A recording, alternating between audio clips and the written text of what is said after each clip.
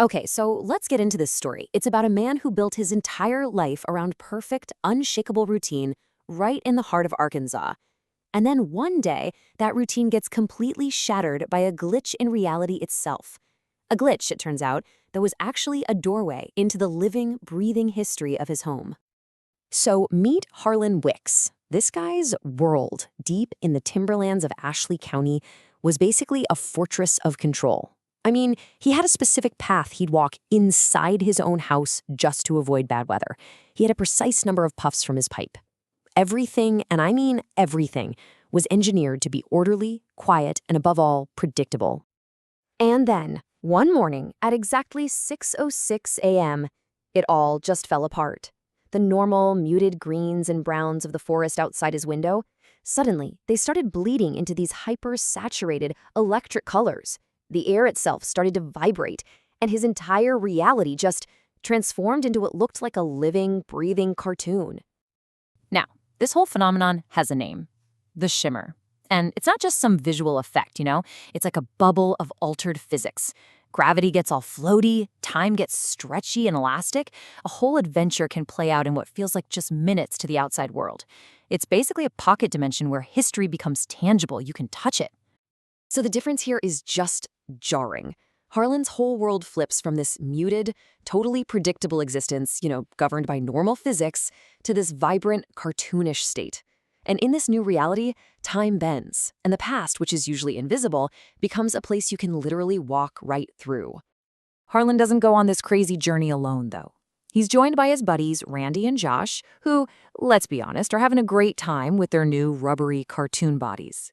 But the real guy in charge? That'd be General Beauregard, Harlan's bantam rooster, who all of a sudden starts talking in this deep baritone like a seasoned field marshal. And of course, you've got his trusty donkey and pig providing backup.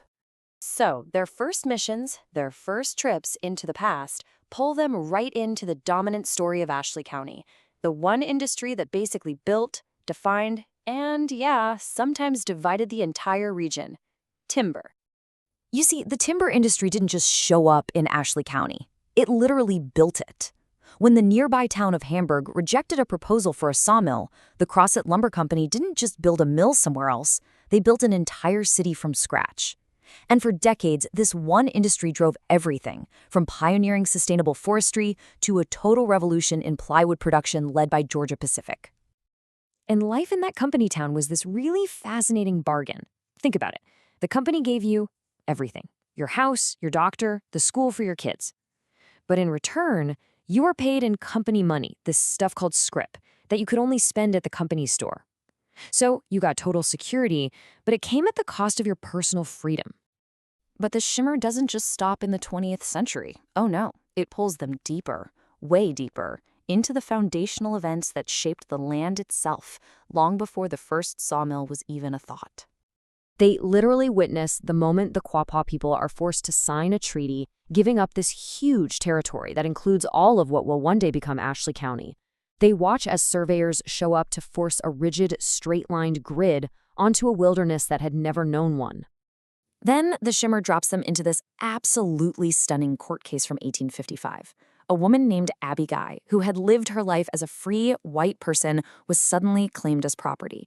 Her freedom and the freedom of her children didn't come down to any legal documents. It all hinged on this one stark question of racial identity. And the verdict? I mean, this must have shocked the entire county. The jury came back with a decision. They found in favor of Abby Guy.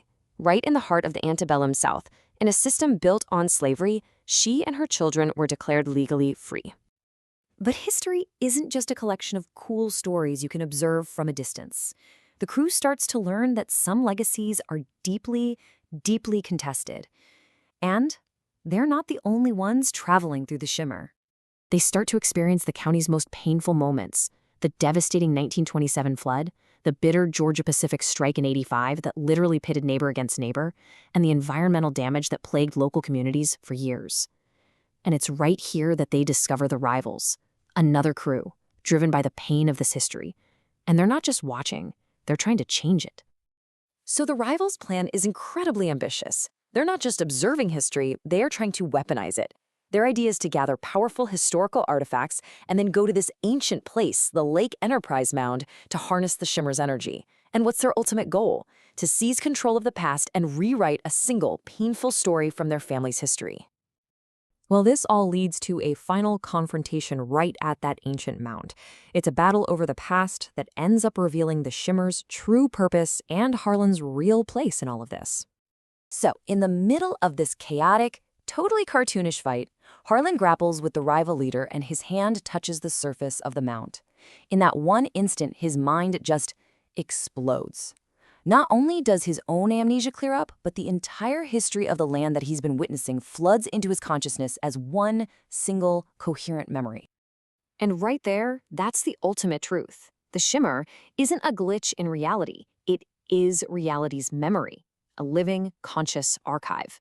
It's the land itself, fighting back against a modern world that is slowly paving over and forgetting its own history. So with this new understanding, Harlan has a choice to make. He can close the connection, right? Just let the shimmer fade away and go back to his perfectly engineered, predictable life. Or he can embrace the strange new reality and accept his role as the guardian of the land's stories. He chooses memory. He lets go of that quiet life he thought he wanted so badly and accepts his new purpose, to be the keeper of the stories, to walk this strange, shimmering path of the past alongside his bizarre and incredibly loyal crew. Which kind of leaves us with a fascinating thought, doesn't it? If the ground right beneath your feet could remember everything that ever happened there, the triumphs, the tragedies, all the forgotten lives, what stories from your own home would it fight to keep from being forgotten?